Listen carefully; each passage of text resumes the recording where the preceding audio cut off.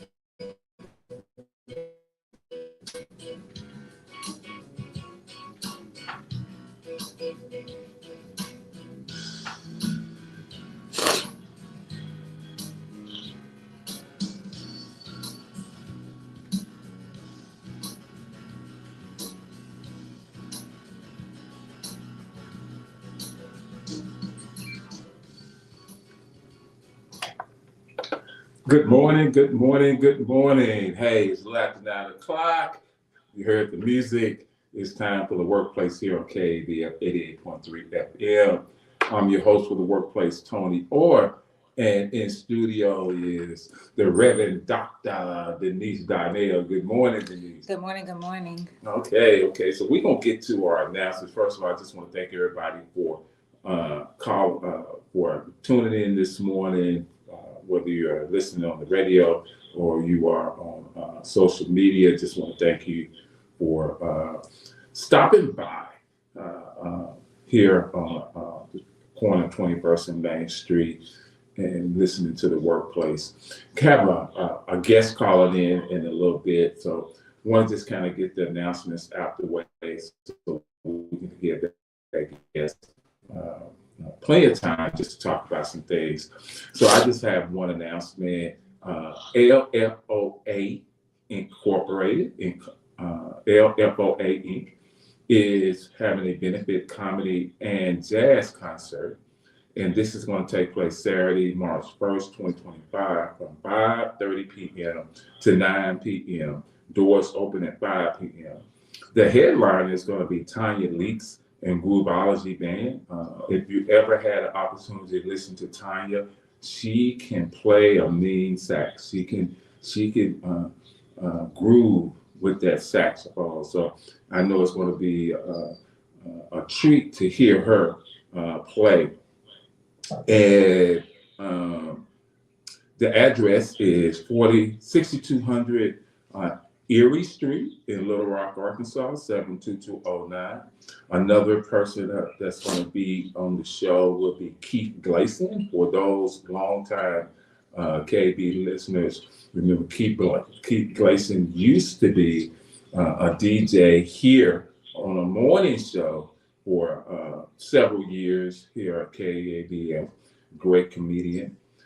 There are tickets available. Ticket winners can pick up their tickets at the KABF station today until Saturday during office hours, 11 a.m. to 2 p.m.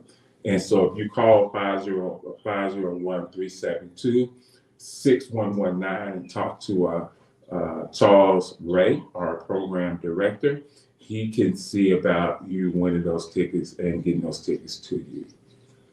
So you have announcements, Denise? Yes, I want to. Oh, hold on. Just my goodness. Yes. Today is the day. Today is the day for Build Black. We have our first meeting tonight at 7 p.m. from 7 to 8:30. We will start on time and we will end on time. I am super excited. All of you who have reached out, you should have the address by now. We will be there. The room is already set up for you. Thank you so much. I am so excited. I can't wait to see you tonight.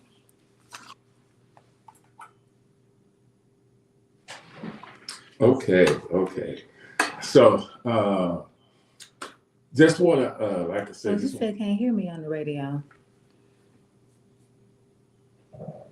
Okay, keep talking. You keep talking. Yeah, because hello. Hotep said he can't hear us on the radio. Yeah, something is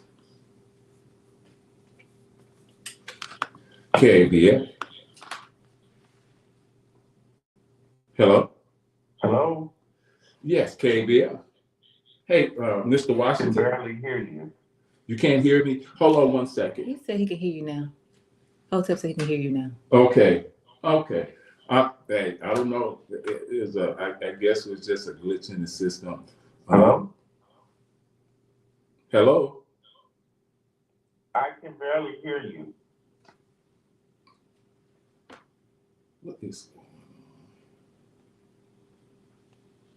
Hello? Hello, can you hear me now, Mr. Washington?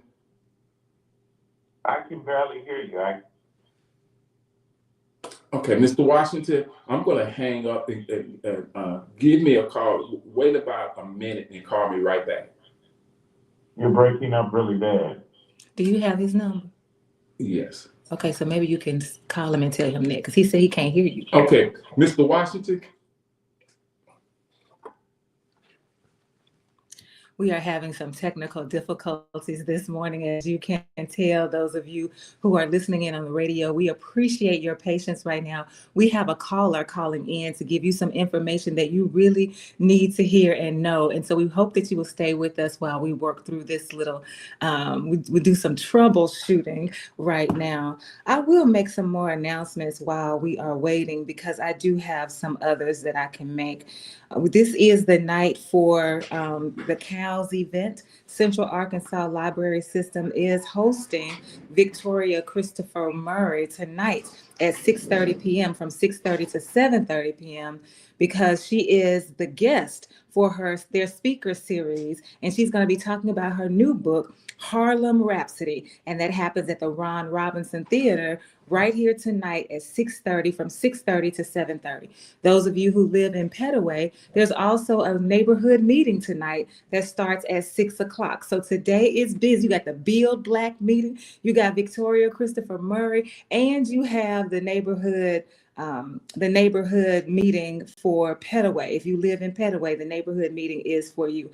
I don't think you can attend if that's not your neighborhood, because I think that's what they mean by neighborhood. I believe you have to live there.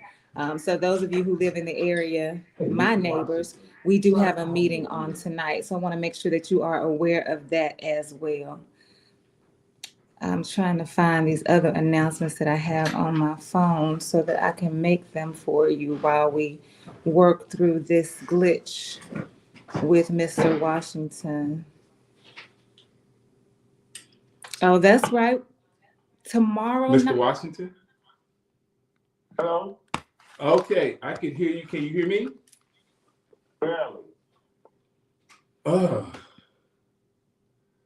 I don't know. And it's a lot of static.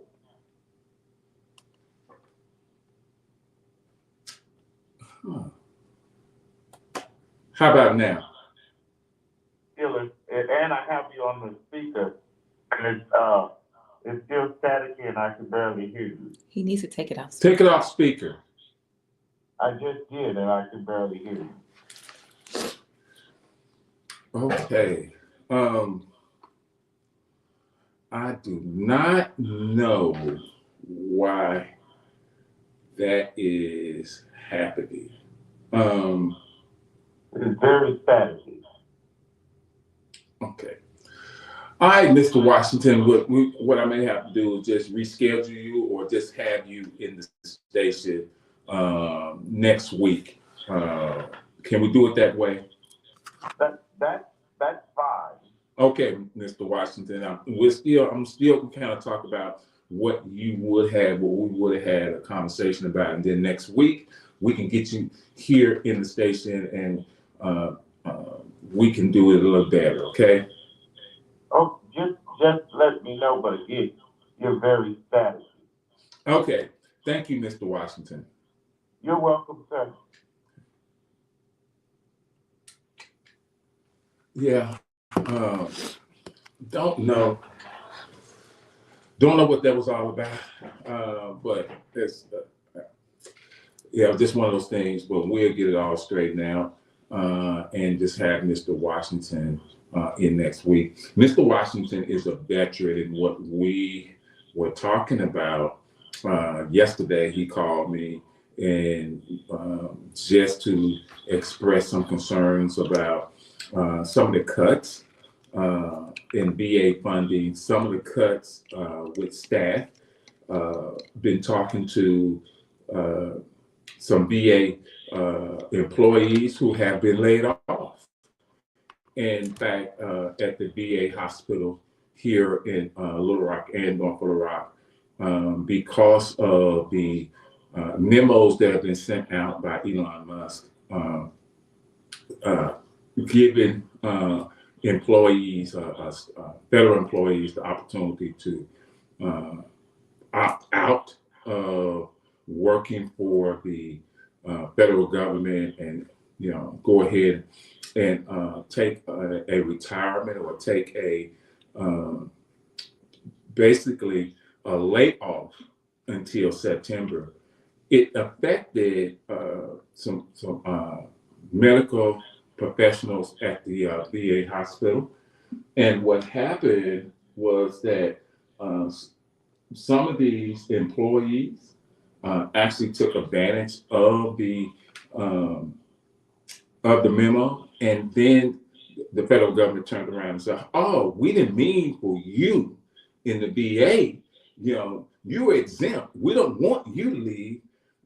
But because some of these employees did leave, and because some of them were probationary employees, and they also were fired. Now they're scrambling to try to get some of these employees back, and it just goes back to all this chaos that's going on that's affecting so many workers across not only the federal government, but in state government. Also is affecting funding for so many different entities. I have a head start in Louisiana that when funding was stopped, they had to come back and say, no, it's funding for Head Starts is not affected. But by that time, the Head Start agency, Department of Education, had already rescinded some of the funding for these Head Starts. And now these Head Starts are trying to figure out ways to stay open because they haven't gotten that money yet, even though the federal government is saying that money is being allocated, but they haven't received it yet. And most of these Head Starts, remember, most Head Starts that are funded through the Department of Education are basically in low to marginal communities. And so that's really affecting, you start talking about your children not being able to go to Head Start. Now you have to figure out a way that to watch your children, figure out a way for childcare, different things like that.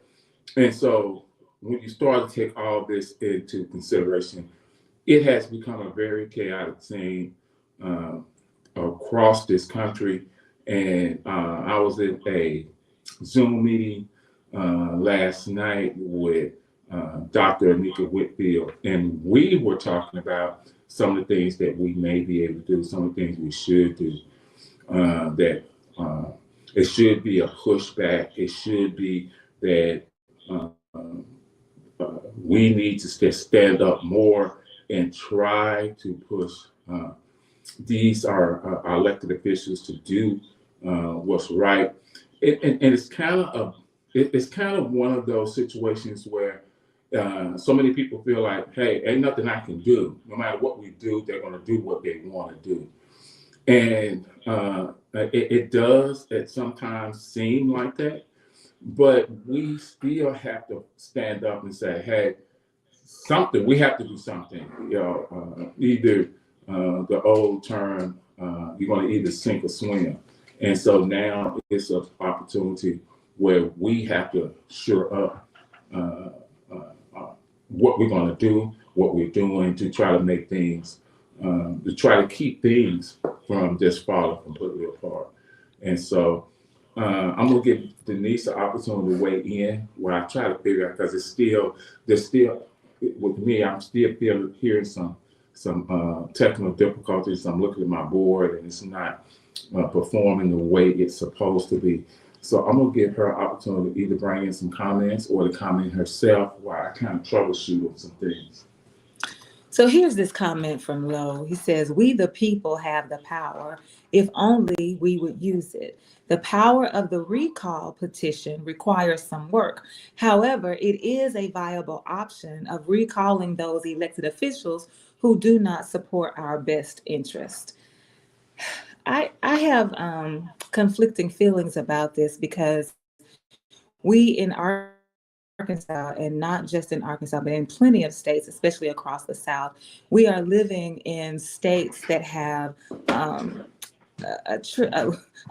Republican trifecta, where we are governed by the majority of people who govern us are Republicans, and the Republican agenda does not favor the people. It favors power, but it does not favor the people. And so if they have already established themselves as those who are not interested in our lives, not interested in the quality of our lives, not interested in giving us access or making sure we have the opportunities to live into our best life, if they've already made that crystal clear, not only have they made it crystal clear with their rhetoric, not only have they made it crystal clear on the campaign trail, but they put it in writing, and then they published it. The 900 pages, which are the Project 2025, they gave it to us beforehand. And so they have been crystal clear about how they feel about us and how they are going to navigate their politics to get their agenda moved forward, which again is all about power. And so since they are the majority in all of the chambers, in all of the levels, at every level, then I'm not sure what we expect if we say we want to recall you. I'm not sure how that's going to work. So I would need to have more conversation with people who are on that side saying we need to tell them. I would like to see how I want to know what that looks like. Yeah, and I think another thing that happens is that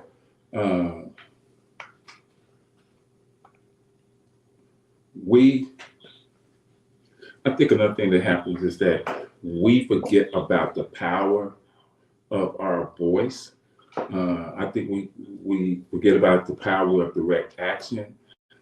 I know that there is this idea and this threat that's put out there about if you're going to protest, if you're going to stand up for your rights, if you're not on one side, if you when you look at what happened with the January 6th rioters, the narrative was switched to say that, oh, it wasn't violent, it was peaceful, it was a day of love, they were patriots, and different things like that to make it seem like what you saw with your eyes was not what you really saw with your eyes. It was something else. You just didn't see it, and what you saw was wrong. And so you have a lot of different people, and I've had these conversations over the past couple of weeks, where you have people who feel that if I protest too hard, if I push too hard, then there's going to be retaliation from this power structure against you, that they're going to come after you. And it goes back to how our Senate, our U.S. Senate, and our U.S. Congress are so afraid in a lot of ways to push back because they fear retaliation from this power structure, from this president. But in reality, when you really look at it, if that fear is going to stop you from pushing to make things right, then basically you're saying, I'm going to be complicit with all this. Because the one thing that when you think about all the movements that had come through this country, whether it was through labor in the early 19th century and 20th century, where labor started to push for rights, even to the point where you think about the Pullman strike, where hundreds of railroad workers were died. You think about the strikes at U.S. Steel in Pittsburgh in the 30s, where workers died. You think about when workers started to say, "Hey, you know what? We're pushing back. It does not matter. It does not matter about what's going to happen to me. It's about change." Even with the civil rights movement, it's about change. You can bomb the churches, you can bomb the buses, you can beat us. We're going to keep going because we want change. And at some point in time, you have to be able to say the change is more important than anything else. Because as long as there's no change, I say it's the same thing, no change. So if you're not willing to push for change, then you're going to get the same old thing. And so it has to be a moment where people have to come together and say, you know what, all of us are being affected by these policies, by these issues, by what's going on. And then we move forward together to make this change. And so that's one of the things. And with me, I see it on so many different levels. I see it because I'm a veteran, I see it at the VA, where I see now there are some services that are changing. Now there are some things that are different. Now appointments are being stretched out. I see it in labor, where now they want to come up with ways to affect contracts, ways to diminish issues that are happening in the workplace when it comes to them taking away, basically dismantling the EEOC, dismantling the Department of Labor, dismantling the National Labor Relations Board. And you see all this happening. And like I said before, one or two things going to happen. Either you're going to sit back and be complicit with it and just complain about it, or you're going to say, you know what, I want to be able to help make some change. And it's going to be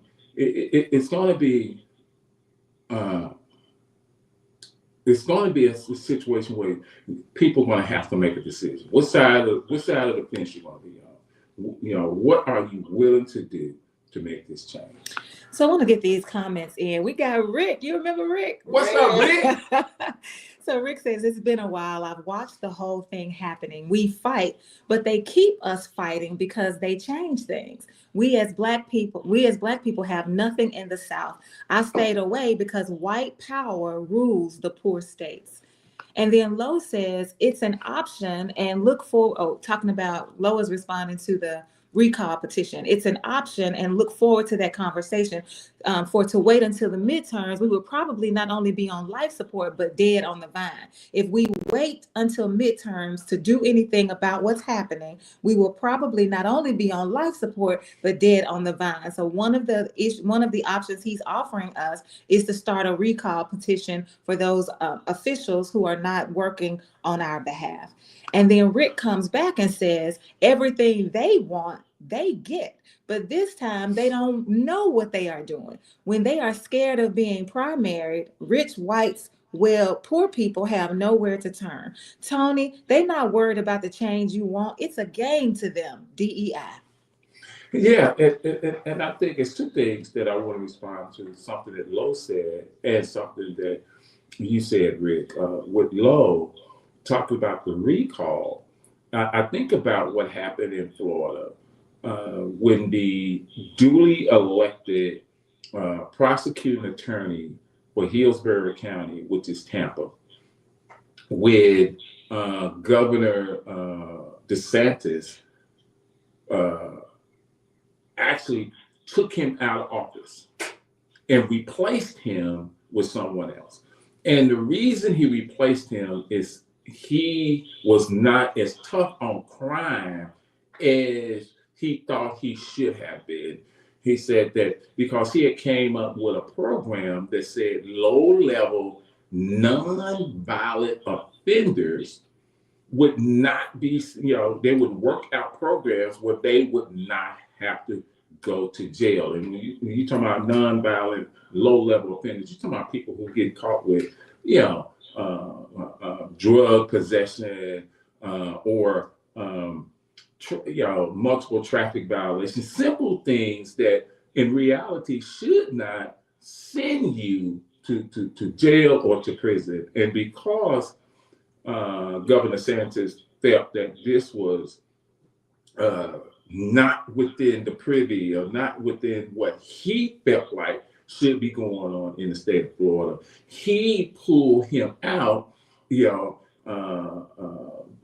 dismissed him from his office and put in somebody else who would do his bidding. And so when you start to talk about this recall, that's something that we have to look at in a way that we need to fight back on things like that, but also how do we get people in that would look at the humanity and look at these situations and understand that these are things that are really helpful to the community instead of a detriment to the community.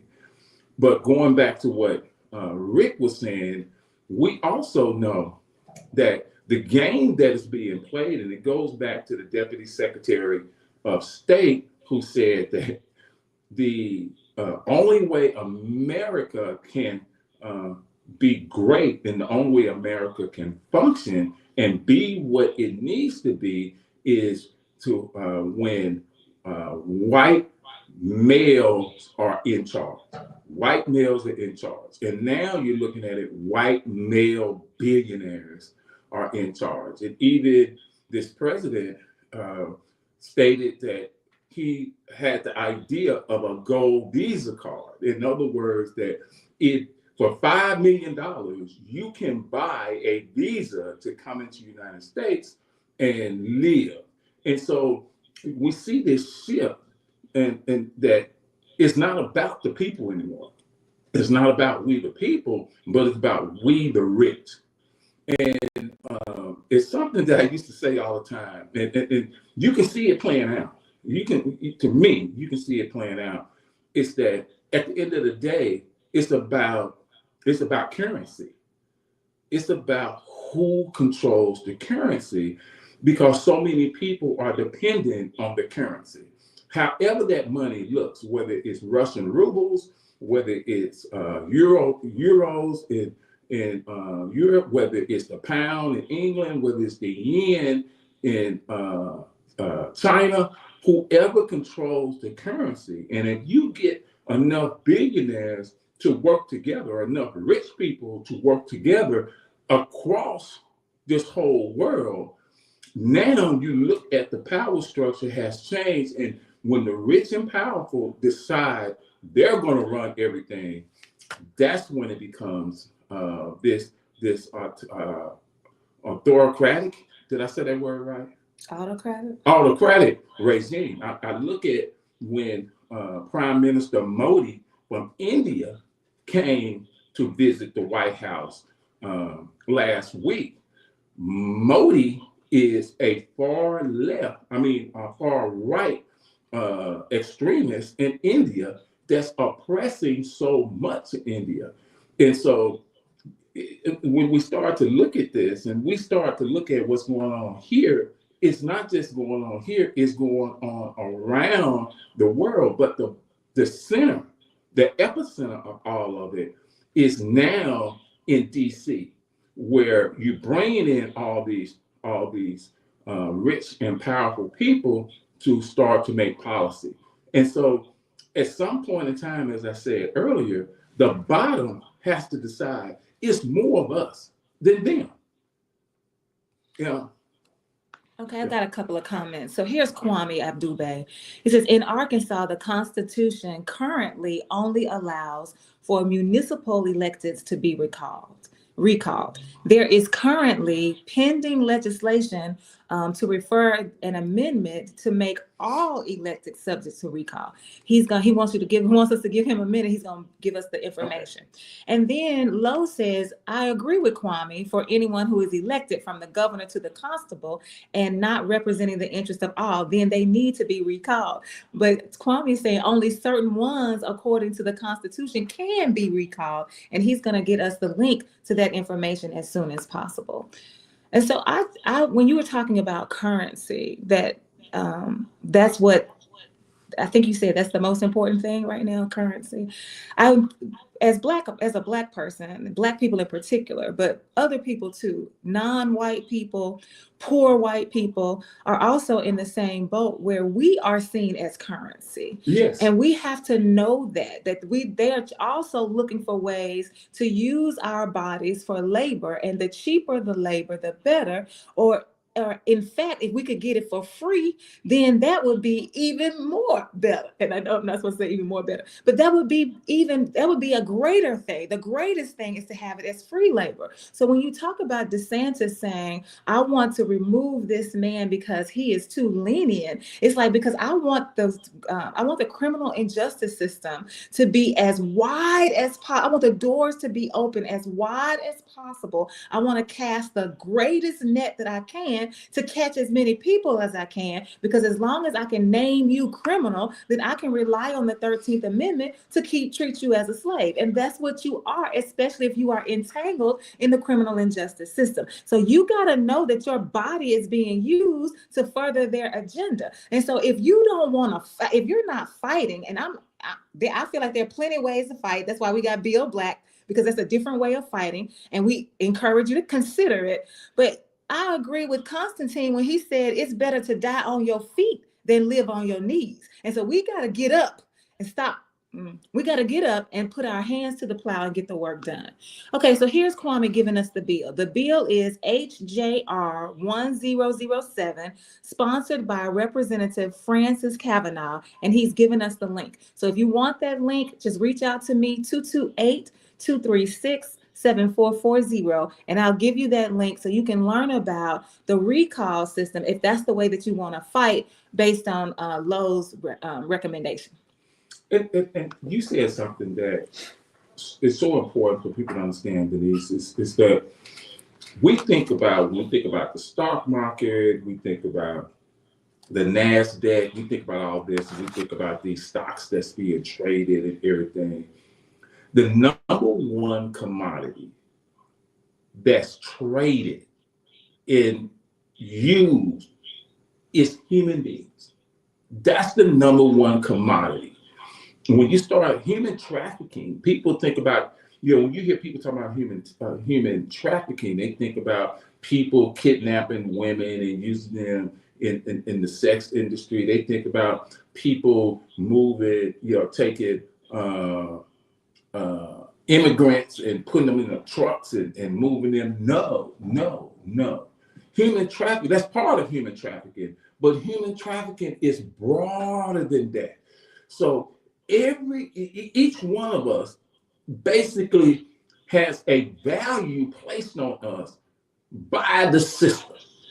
And your value, and the less value you have, it going back to, if I can use you as free labor, the value I have for you is placed on what you can make me, not about who you are as a human being, not about anything else. It's about how much you can make me. And that's what all this is about. When you look at what Trump and the billionaires and Elon Musk are doing, what they're trying to do is figure out, when they look at the data, when they look at the Treasury Department, they're looking at all of this, the Social Security Department, they're looking at all this money, trillions and trillions and trillions of dollars. And they know that money comes from individuals, that money comes from people.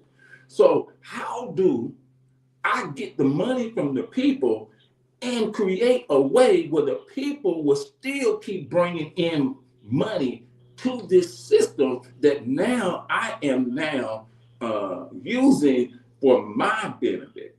And if we don't stop and look at ourselves as this commodity that's being traded and said, hey, I want to do something about this.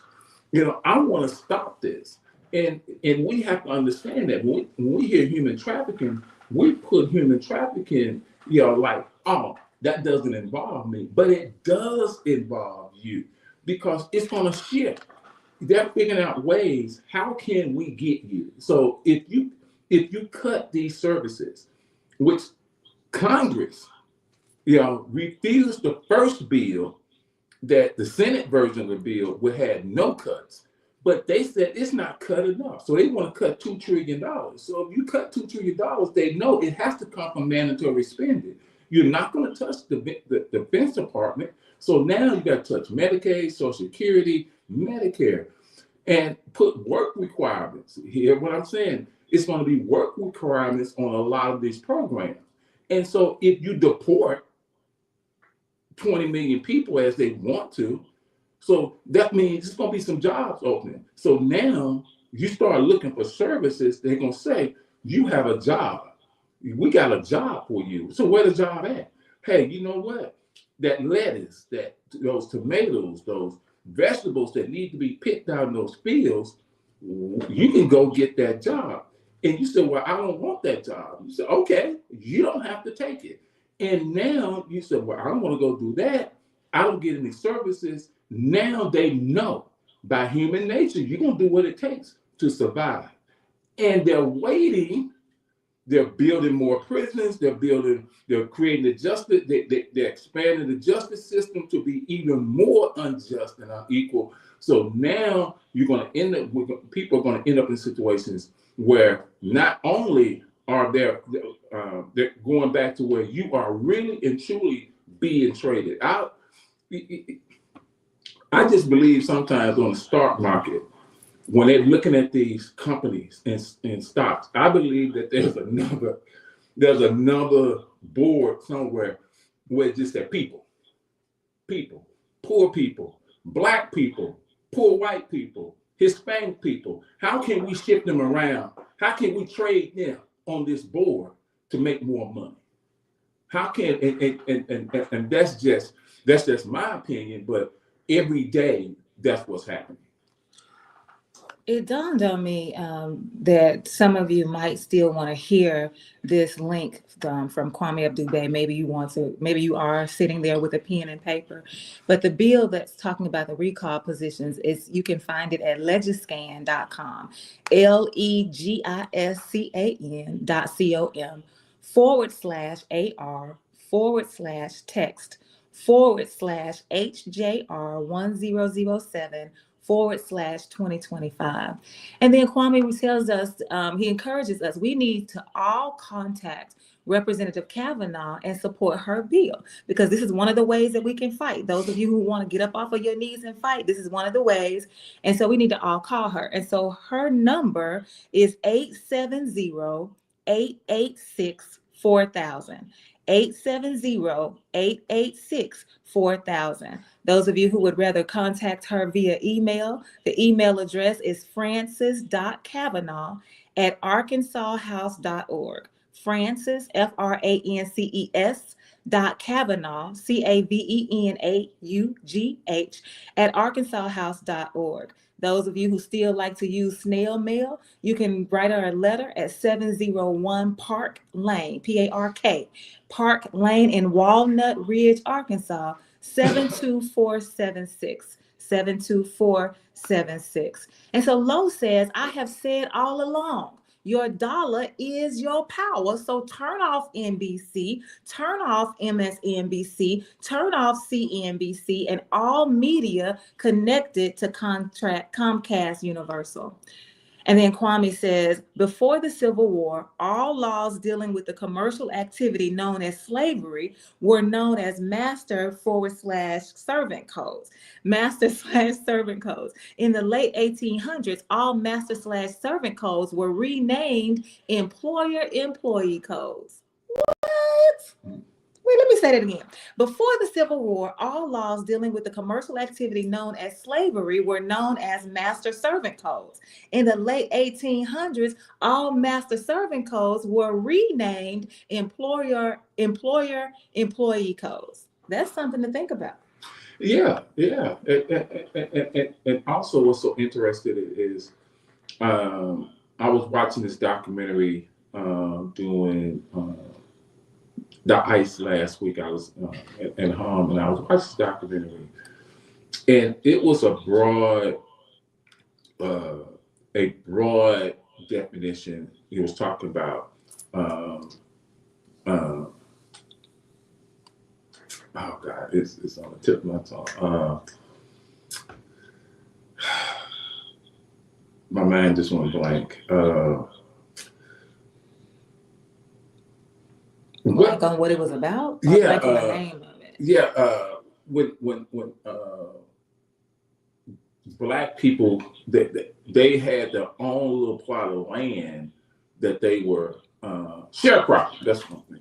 Yeah. Thank you for letting me explain it out. But they were talking about that when you and this what those things are so many times. And I think we talk about this from time to time, Denise. So you had Black people sharecropping, but you had white people sharecropping alongside of Black people. And they were talking about that, we also understand that when Black people would go ahead and turn their crops in, if they were sharecropping, doing cotton, they would turn it in, and they would cheat them. But what I did know was that there were these owners who you were sharecropping for, who would do the same thing to both. That I'm going to cheat you and I'm going to cheat you, and that's what happens sometimes, is especially what's going on now. Now, I do understand that even though that white sharecropper was being cheated also, that owner would give that white sharecropper an idea that, yeah, I'm cheating you, but at least you're not the Black man. Yes, you don't have no rights. Yes, I'm dogging you out. Yes, I'm treating you bad, but you're not that Black man. And so when you start looking at what's happening now, is that you're starting, and it's starting to play out with what's going on with these town halls, what's going on with this uproar here in this country, is that there was this president who was running on, it's their fault. You're better than them. You're better than them, whether it's Black, whether it's Hispanic, whether it's LGBTQ. You're better than them. And if I'm elected president, I'm going to show you, I'm going to lift you up and keep pushing them back. But now they realize that, you know what? You're not lifting me up. You're treating me the same. Because at the end of the day, a billionaire doesn't care where his money comes from. He wants to control, he wants to oppress, he wants to put his foot on the neck of the people that's going to make him money. And to him, if you want to quibble about this other stuff, that's your business. But at the end of the day, I want my money. For those of you who remember the movie Hollywood Shuffle with Robert Townsend, and you know the scene where the characters of these pimps were walking, they said, girl better have my money. Girl better have my money. And so when you start to look at what's going on, all they care about is we want our money. And we don't care. We don't care. If you want to spend time, with disagreements and with distractions among yourselves, fine. As long as you bring me my money. And so that's where it has to be an awakening for everybody. And going back to what you said, Denise, is that I'd rather die on my feet than die on my knees. And so, so here is Kwame. We need to study the Bacon's Rebellion, which was an armed uprising in Virginia from 1676 to 1677, where the poor whites and the Africans joined forces to overthrow the government of the Commonwealth of Virginia. This is a little known Black history fact. Okay, so we need to study that because when they joined the forces, then they were able to overthrow the government. Yeah. Caller, I saw where you. I see where you've been calling. It's not that I'm ignoring you. We were, when I would see the light flash, we were in dialogue. So if you call me right back right now, I can get you on if everything is working. If we can get the phone system working. So if you want to call me right back, call me right back. And so when you think about what Kwame just offered us to consider about the rebellion, we need to do that research. Call you on there. Yes, peace and love, dog, Brother Colby. Peace and love. And thank you for answering. Now, I'm with Brother Minister Farrakhan on this one here, and he said, Brother Trump is an anomaly, meaning that guys like him don't come by and get elected often. We know the hacks and the whacks, whether the Democrats and Republicans, they are in their refined state of white supremacy racism, but those people that were attacking Mr. Trump have been the same people have been attacking and fooling us for decades. Now we know with the Doge, they are eliminating a lot of jobs and a lot of waste, fraud, and corruption. Now all this corruption has affected us. They had told us back in the day that the money would trickle down. And I think as we wait for this money now to be accumulated and then to trickle down, which might or might not happen, we formulate ourselves into a code. Now, we have been talking about codifying ourselves, codify, whatever, but we've been needing a code of conduct for thought, speech, and action in all areas of our people activity, which include a lot of times not being discourteous being courteous toward each other, not discourteous, stop stealing from each other, stop killing each other. Now, a lot of things that just not depend on economics, but we need to change in entertainment. Let me go down the list. Economics, entertainment, the economy, in our labor, law, politics, religion, sex, and war. All these people activities, we need to, as people of color, codify ourselves. Now, I always say there's three types of people, and I got that from Brother Neely Fuller. There's people of color. white people and the races.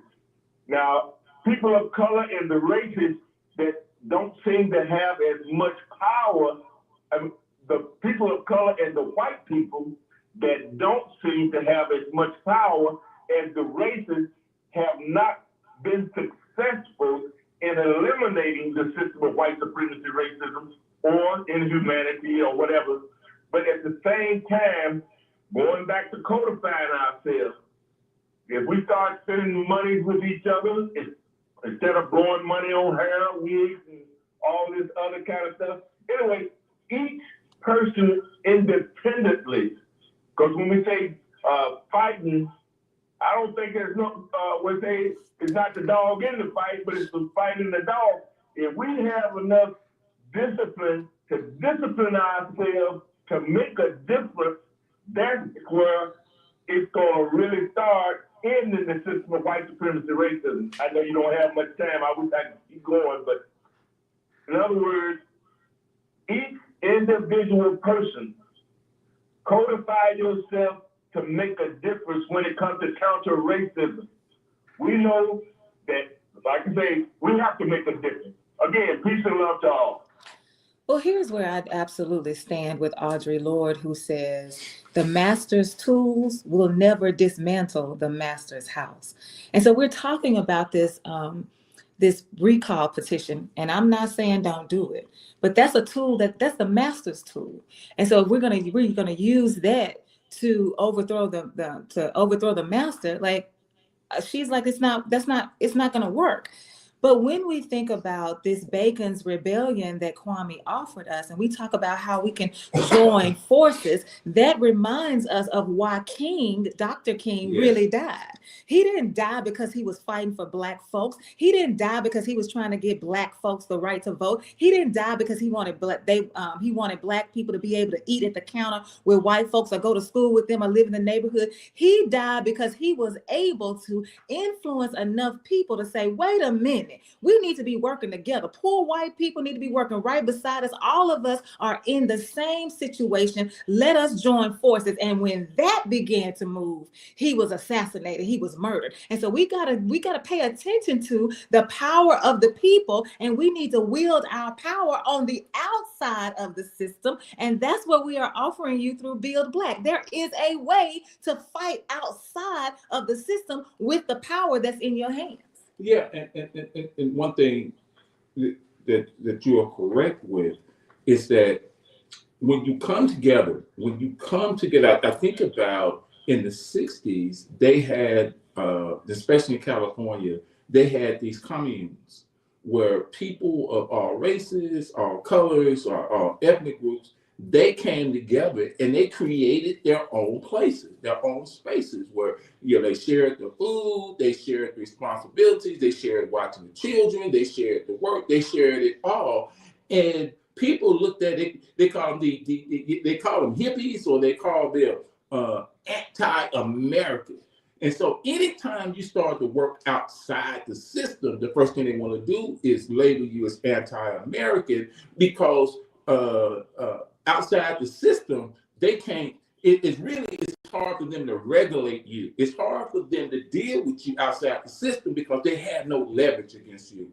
Another thing I want to say to Solar Bean, he said that this president is an anomaly. No, he's not.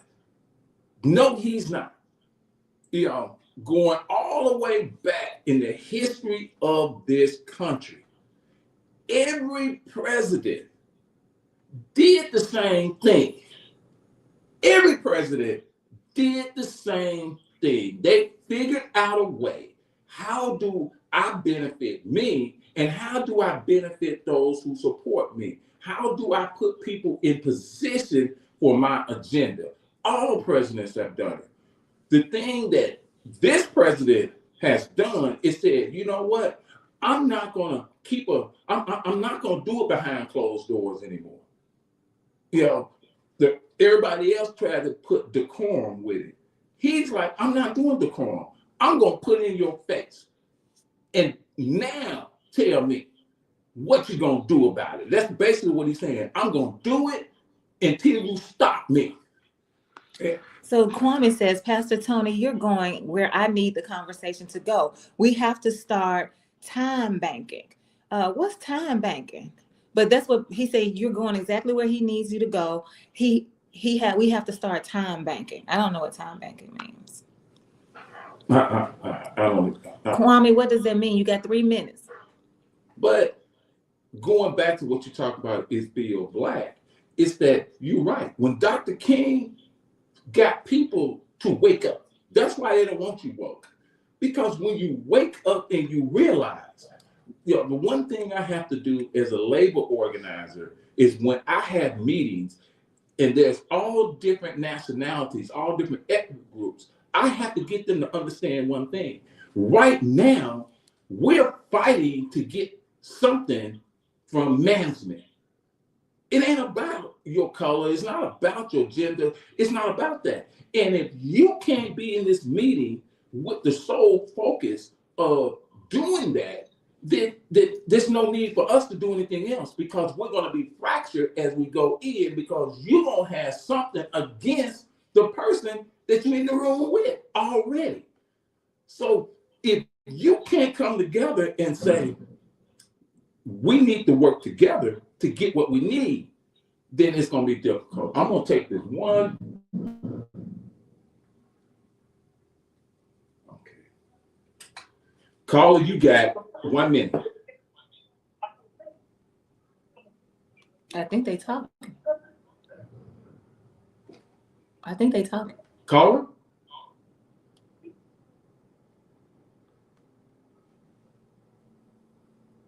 Hello? Caller? Yeah. Yes, go ahead. You're on air. Yes, that's what I'm talking about. In order to overcome this system of wickedness, do not lack love and happiness and peace. We have to come together as a people, forget about how you look, fat, ugly, whatever. That's the only way to overcome this, and we're going to have to come this because the frequency of the universe is demanding it now. That's what's going on. We in a brand new thing coming in, and all the way to do it, we have to come together with the love frequency to bring it in to overthrow that wicked stuff. That's the only way to do it. Okay, caller. Appreciate you calling in and weighing in. Thank you.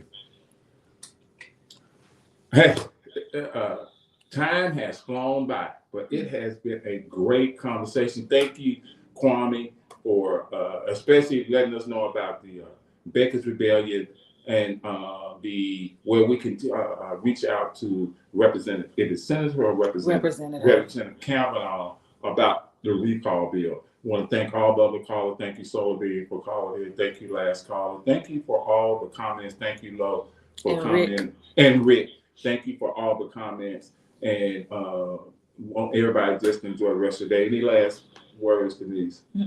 Okay.